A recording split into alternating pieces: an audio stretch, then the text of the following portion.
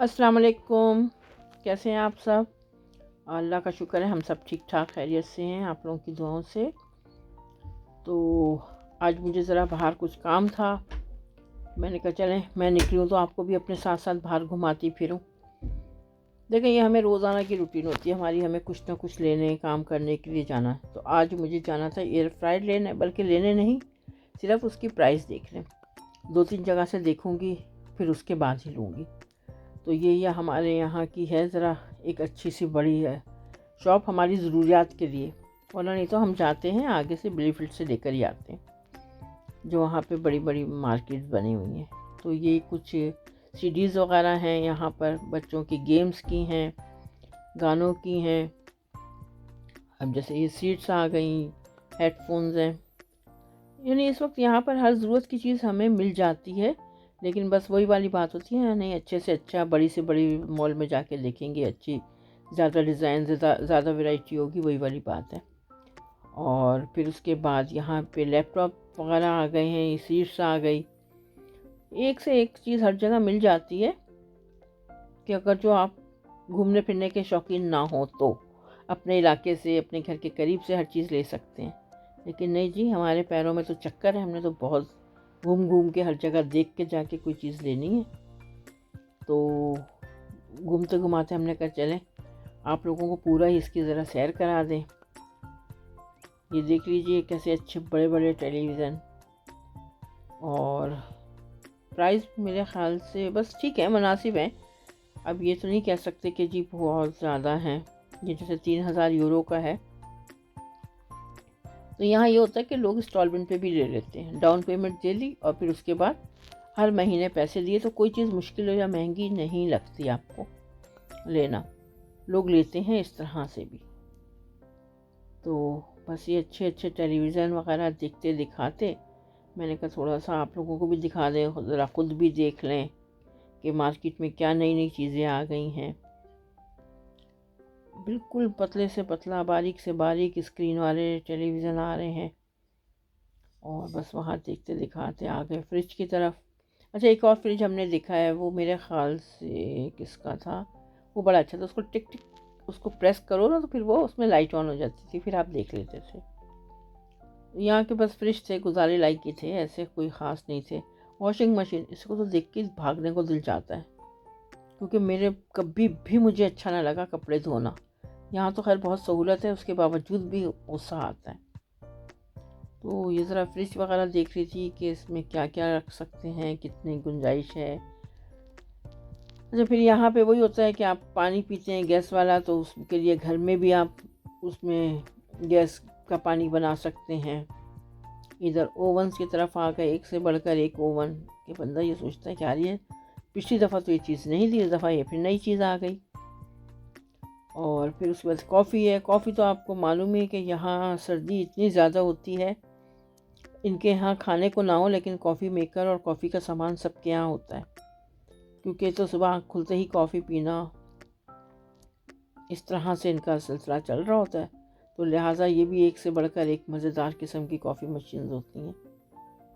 फिर मैं ये देख लीजिए, अपने अपने हिसाब से लोग ले लेते हैं कि किसको जैसी भी अच्छी लगे। तो इसी तरह घूमते घुमाते देखते ये आ गए, ये आपको अंडे बॉईल करने के लिए है, और जैसे चॉकलेट फाउंटेन है। ये इसके कलर्स कितने प्यारे हैं, मुझे कलर्स बड़े अच्छे लग रहे थे, वरना हमने तो पूरी ज़िंदगी वाइट और ब्लैक में गुजारा कर लिया। लेकिन यहाँ के कलर्स बहुत अच्छे हैं। और ये ब्रेड काटने के लिए है। यहाँ के लोगों की 2 चीज़ें बहुत ही पसंदीदा हैं, एक ब्रेड और एक आलू। अभी देखें ना कितनी महंगी महंगी मशीनें हैं, और ये लोग ये लेते हैं और इनके घरों में सबके होती हैं।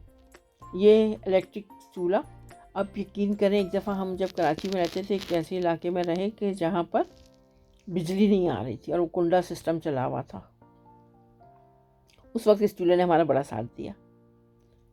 हाँ, मैं देखने आई थी ये, अब रमज़ान की आमद है, तो मैंने कहा एयर फ्रायर ले लें, ताकि है ना ऑयल, क्योंकि यहाँ ऑयल की वैसी शॉर्टेज है और सेहत के लिए भी इतना अच्छा नहीं है। आज तक तो ऐसा कोई ख्याल नहीं किया था, पर बच्चे अब जिम जाने लगे हैं तो उन लोगों को ज़रा ज़्यादा ही रहता है कि ऑयल ना हो, ये ना हो वो ना हो। तो बस यहाँ पे मेरी समझ में नहीं आ रहा था। फिर मैं देखते दिखाते यहाँ से निकली बाहर। मैंने कहा चलें, थोड़ा बहुत मैंने देखा है, थोड़ा बहुत आपको भी दिखा दें कि जी यहाँ पे क्या क्या किस तरह से मिल रहा है। तो यहाँ लाइन से ही हमारे यहाँ कुछ शॉप्स ऐसी बनी हुई हैं। अब उसके बाद लाजमी बात है, जब आप दुनिया में आए हैं तो आपको खाना पीना तो चाहिए चाहिए, और जो हर एक दिन हमारे यहाँ ख़त्म हो जाता है, जैसे पानी है या दूध है या ब्रेड है, अंडे हैं, तो ये तो हमारे रोज़मर्रा की चीज़ों में शामिल होता है कि एक चीज़ एक ख़त्म हो गई, फिर ख़त्म हो गई, कोई वो चीज़ ख़त्म हो गई। और इस लिहाज से हमें रोज़ आना, हर दूसरे दिन तकरीबन मुझे बाहर जाना ही होता है। आज मैं यहाँ आई थी पानी लेने के लिए। मैंने कहा चलो पानी लेती हूँ, और मुझे हमारे यहाँ कुकिंग ऑयल नहीं मिल रहा, वो बड़ा मसला हो रहा है। वैसे तो मेरे पास रखा हुआ है, वैसी बात नहीं है, लेकिन फिर भी मैं कह रही हूँ मिल जाए तो एहतियातन लेके रख लूँ, ताकि अगर जो ज़्यादा शॉर्टेज हो तो ये ना हो कि मसला बने। तो अब मैं जब यहाँ आई हूँ तो यहाँ पे तो मुझे मिला नहीं। इन्होंने कहा था ट्यूसडे या वेडनेसडे को आप देख लीजिएगा, मिल जाएगा।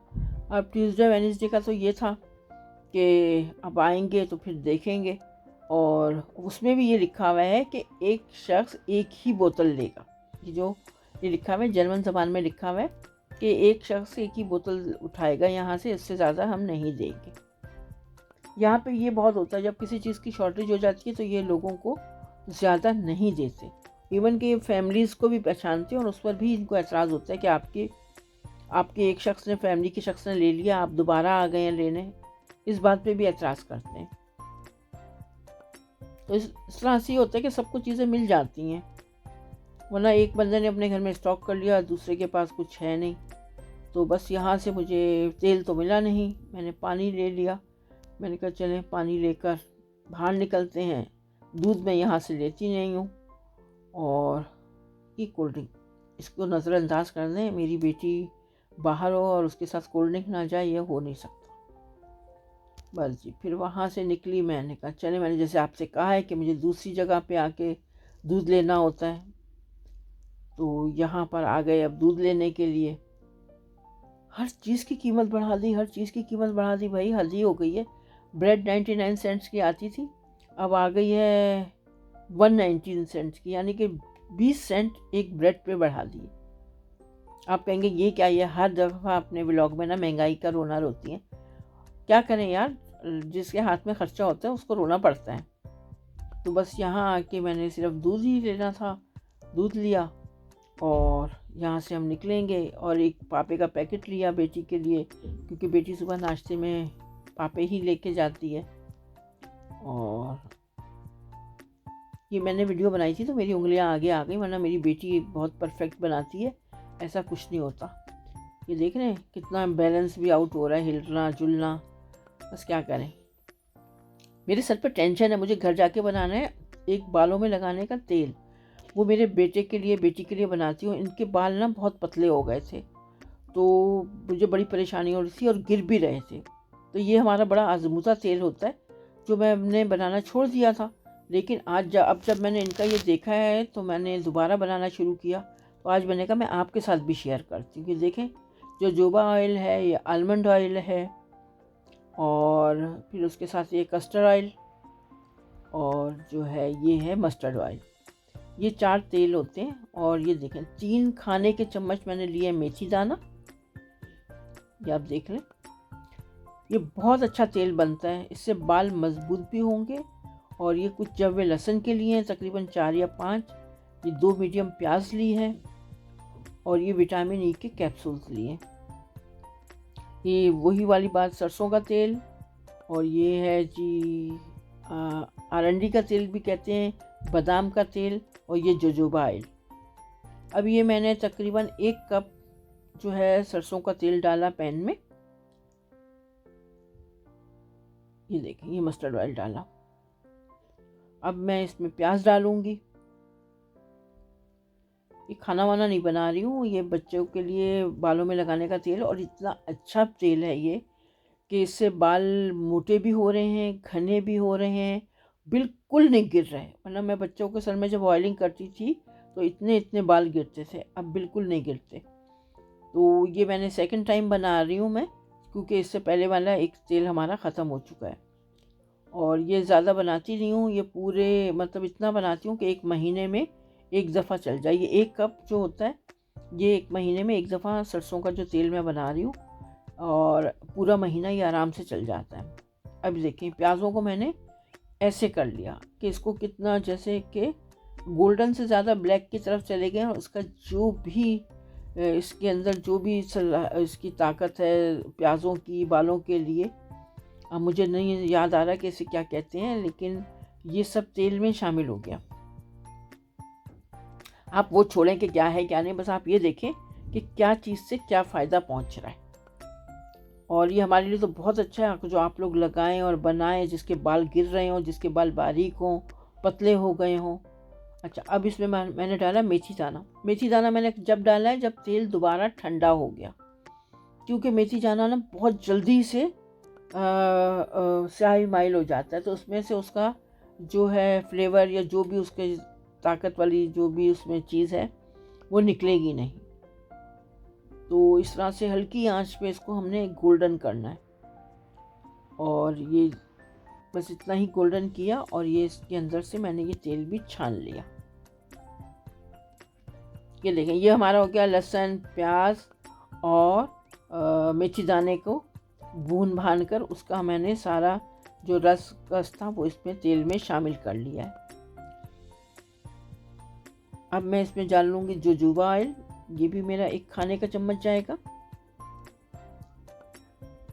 और उसके बाद मैं डालूँगी इसमें आलमंड ऑयल, ये भी 1 ही खाने का चम्मच डालूँगी, और ये डालूँगी मैं कस्टर्ड ऑयल, जिसे आरंडी का तेल भी कहते हैं, और इनको अच्छे से मिक्स कर लेना है बिल्कुल।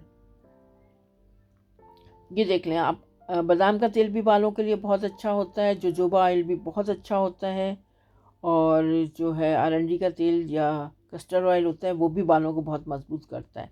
अब मैं इसमें डाल दूँगी विटामिन ई के कैप्सूल्स। अगर ये मेरे पास छोटे कैप्सूल्स थे तो मैंने तकरीबन 8 अदद डाले हैं। अगर जो आपके पास बड़े कैप्सूल्स हैं तो वो आप 4 डाल दें, 5 डाल दें। अच्छा, इससे बालों में शाइनिंग बहुत अच्छी आती है, बाल घने होंगे, ब्लैक होंगे, थिक होंगे, गिरेंगे नहीं, और शाइनिंग बहुत अच्छी होगी। ये आप लोग बनाएं, आजमाएं अपने बालों पे, देखिए बहुत बेहतरीन तेल है, ये हमारा आजमूदा है। तो ये हो गया मेरा तेल कंप्लीट। इसके साथ अब मैं चाहूँगी इजाज़त, और मुझे दुआओं में याद रखें, मेरी फैमिली को दुआओं में रखें। मैं आप लोगों के लिए, सब देखने वालों के लिए दुआ करती हूँ, अल्लाह आप सबको बहुत खुश रखें। अब मुझे इजाज़त दें, मैं आइंदा फिर किसी अच्छी रेसिपी के साथ और बाहर के साथ आऊँगी।